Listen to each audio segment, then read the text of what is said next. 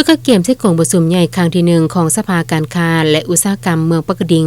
ในตอนบ่ายของวันที่8พฤษภาคม2025ผ่านมานี้อยู่ที่ห้องประชุมกลุ่มเศรษฐกิจของเมืองได้จัดกองประชุมทาบทามบุคลากรกองประชุมใหญ่หอบที่2ขึ้นภายใต้การเป็นประธานของท่านผู้ดง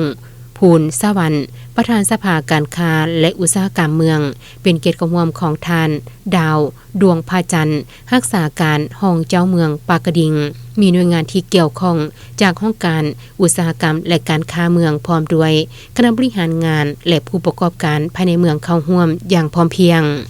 ในเบื้องต้นของประชุมคณะประธานได้ผ่านตามรัฐนายกรัฐมนตรีเลขที่237/นย.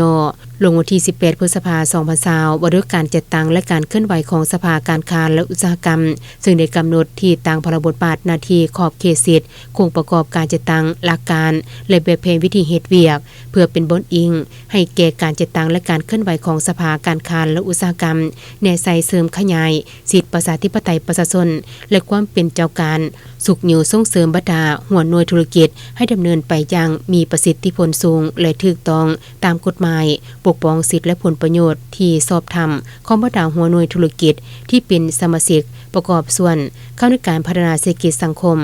ในโอกาสเดียวกันประธานกองประชุมยังได้เรียกร้องให้ผู้แทนกองประชุมจุนี้มีการค้นคว้าพิจารณาอย่างถี่ถ้วนเลือกเอาบุคลากรที่มีความรู้ความสามารถมีคุณสมบัติที่ดีงามสามารถนำพาชี้นำการประกอบการธุรกิจค้าขายอยู่ภายในเมืองให้มีการขยายตัวมีการพัฒนาและดำเนินไป